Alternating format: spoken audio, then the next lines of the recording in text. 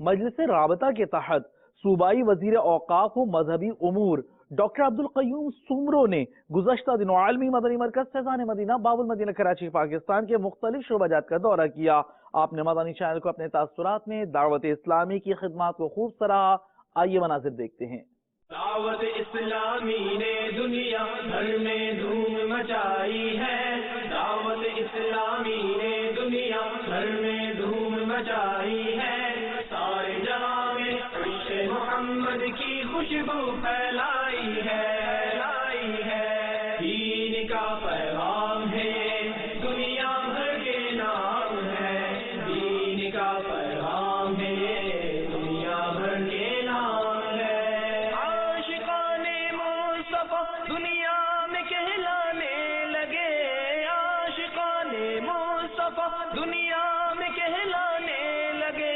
جام آقا کی محبت کا پلایا گے ہمیں، دعوت اسلامی نے دنیا بھر میں دھوم مچائی ہے، دعوت اسلامی نے دنیا بھر میں دھوم مچائی ہے،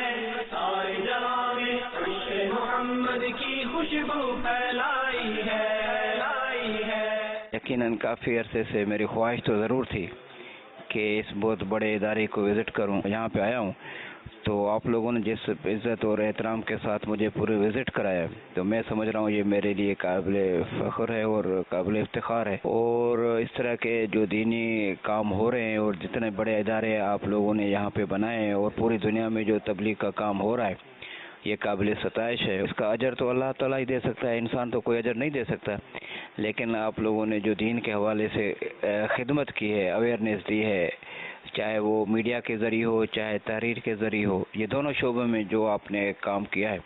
وہ قابل تعریف ہے۔ جس طرح میڈیا اور جدید جو ہے سائنٹیفک وے میں آپ لوگ کام کر رہے ہیں اور جن حالات میں آپ لوگ کام کر رہے ہیں، میں سمجھ رہا ہوں کہ ان حالات میں یہ بہت بڑا ایک چیلنج تھا، جو آپ لوگوں نے چیلنج اس کو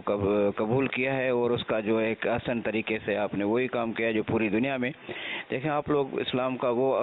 امیج بنا رہے ہیں، وہ پیش کر رہے ہیں جو اسلام کے چہرے کو مغرب میڈیا مسخ کر رہی ہے۔